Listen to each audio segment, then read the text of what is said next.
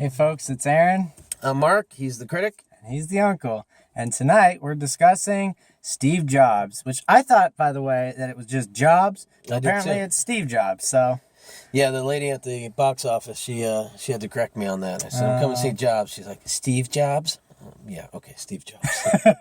Took their job a little serious. A little serious. I'm gonna, as per usual, I'm gonna get the things out of the way that I didn't like and why I wouldn't go as high as I'm gonna go. But I did not. Actually, tonight I want to discuss the things I did like, so that we can get into the nitty gritty. Okay. I think Michael Fassbender. Wait, maybe I should say. Yeah. First, because then you can go into your ridiculousness. Oh. Okay. We don't even have to start this one. Folks, I absolutely loved this one of his favorites. movie. One of my favorites all year. And I guess I'm going to be thinking through it as Aaron talks, because I don't know exactly why I loved it so much. I will say this. I loved it so much, I ran, figuratively, to BJ's and bought the book, the biography that the movie's based on. And I'm loving the book, too. So, he was less bored than I was during the first 15 minutes of this film. I was bored out of my mind. He was bored during The Gift. I was bored during 15 minutes of this. Yeah. How could you be bored? Bored. Absolutely freaking bored. Talk. Yeah, what did you want? Action? No. I mean, it's a guy's life. He built computers. Yes, but you would hope that... Now, this is where I'm going to get into the nitty-gritties then. All right, hang on, he did his family thing then, because then it's drama. The family. Well, okay, so listen. Maybe I can try to articulate briefly, and then you can get into the more technical stuff. But the acting, I thought, was outstanding. It was the best part, yes. I thought, obviously, the writing was great. Aaron Sorkin. And I thought the way... I'd heard somebody talk about the way that they shot it was sort of... the way they filmed it was not unconventional. It was to progress. Well, no, what they said was like it was unique, or I'm not coming up with the right word. Because what they did was in 1984 they shot in one kind of camera. In 1988 they shot in a third type of camera, and then in 1998 that segment they shot in digital. Oh, okay. So that you saw the progression not just of him, right, but with of the makeup, but also the technological. That is smart. Yeah, I thought that was a brilliant, which is one of the things I liked. So. I was also going to say that I think, and maybe this isn't anything, but I noticed how they told his life just almost exclusively through those product launches that Apple always has. Which is how we tend to remember Steve Jobs anyways. So. Yeah. And I'll be honest, they went through history that I lived through, 1984, 1988, things of that time period. That Next computer came out. I mean, I was, 18 years old, but I didn't, I wasn't old enough, I guess, to be comprehending all that. So, but it was neat that I think that they didn't have to go back into all these, I don't know. I mean, they just focused on what was important. Yeah. And I thought the theme of the movie... I disagree with some that would say there's no theme. I think it played out over time, over the 3-act structure. Yeah. I think you could call it a love story.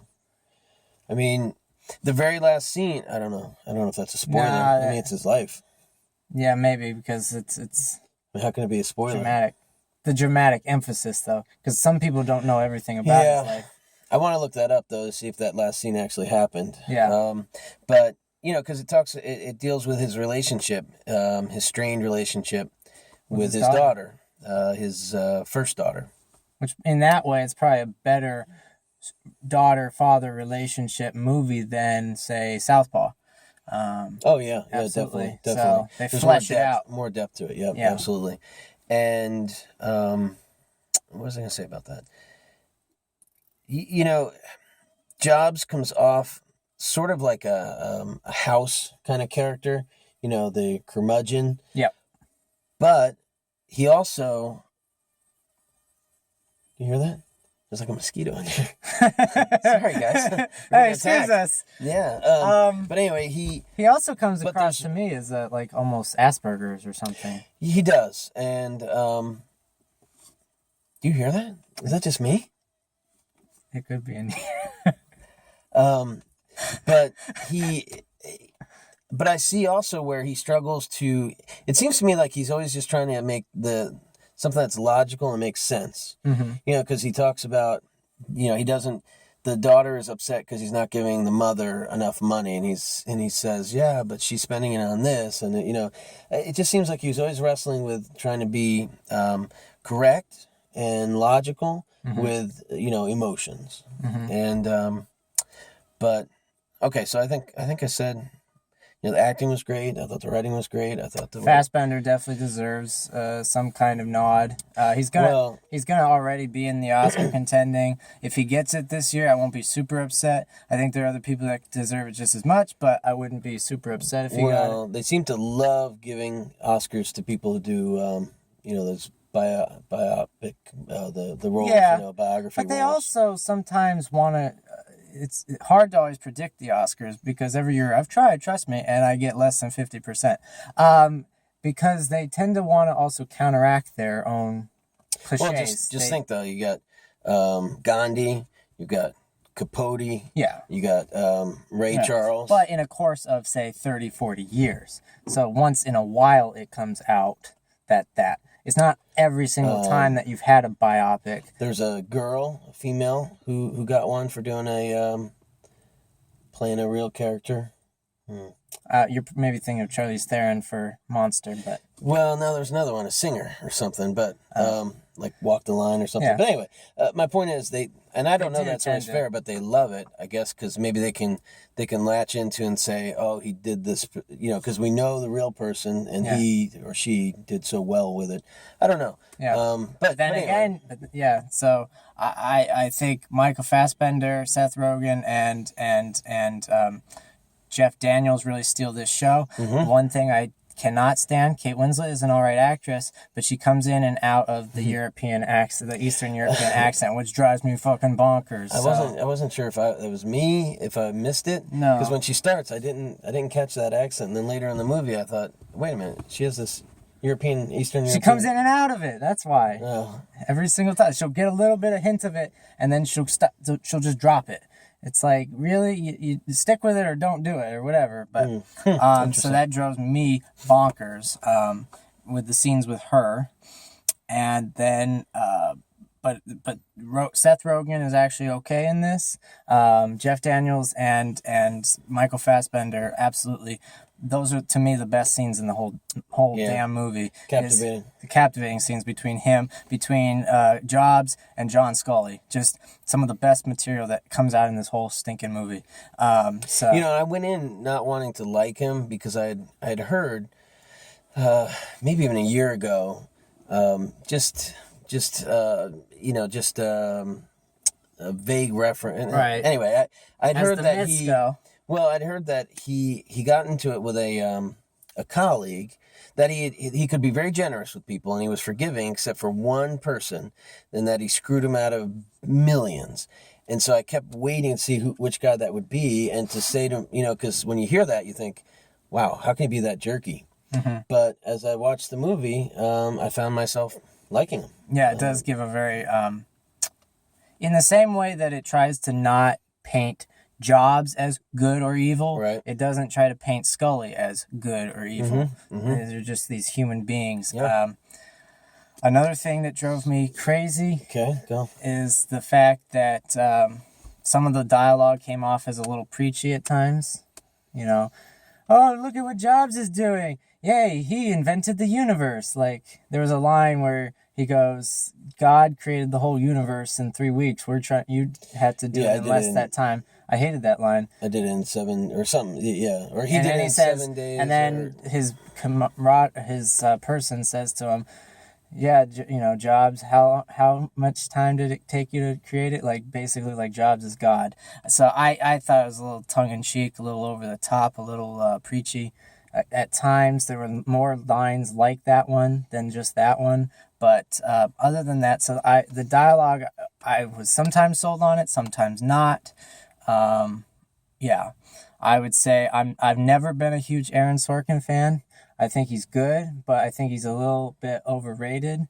Yeah, I'm gonna say it because Wow. there are people out there that don't get enough praise because this asshole gets too much of the praise. Wow. Yeah. I thought West Wing was the best thing he ever invented. I thought Well, this, that is very good. and yeah. I thought that this was okay in Social comparison. Network? I thought Social Network was a terrible movie. What? Yeah, I did. This is just now coming out. Yes. Let's do it. It's over. Get him riled. Social Network. That terrible movie. Wow. Didn't get any of the facts right. So yeah, no, I thought that the dialogue was all right most of the time. I thought for example, the dialogue I did like was any of the scenes between him and his daughter, him and the woman who was trying to get money out of him. Mm-hmm. Even some of the dialogue between him and John Scully or him and Kate Winslet. Yeah. I liked the symphony when he says the thing, "I conduct the symphony." Right. I thought that was brilliant. That's going to be quotable. So there were some lines that were a little over the top. I wouldn't, completely take away a clapboard from the script. So I think we need to change this. What? Give it like that, because you're talking the way you're talking, buddy. What? You loved it. You loved this movie. I thought it was great. What? No. I thought it was great, but because I think that there's going to be people that are going to give it 5 out of 5 and try to give it 5.5 out of 5 and A pluses and it's God on water. I don't think this is that movie. I think it's a 4 out of 5. I think that's it. Wow. I think this was about as good as The Martian. What? Yep. 18 times better than The Martian. No, it was not. Scientifically proven. 18 times better. I think the dinosaur should have tromped on this damn thing and the T-Rex should have bit into it. From Jurassic World? I think they should have just demolished... This thing was 30 times better than Jurassic World. Yeah, sure it was. I think we've come to it. I'm going to give it a 4 out of 5 clapboard, and he's going to give it an A+. My highest the award. Damn highest he's ever given it. Better than Sicario, which I loved. It's just that one problem with it. But no, this Sicario, go see that, folks. Definitely see it, but definitely see Steve Jobs. See Sicario first, then Steve Jobs, because then you'll tell me what you think. I agree. But this is fantastic. All right. All right, folks. Until next time. Peace.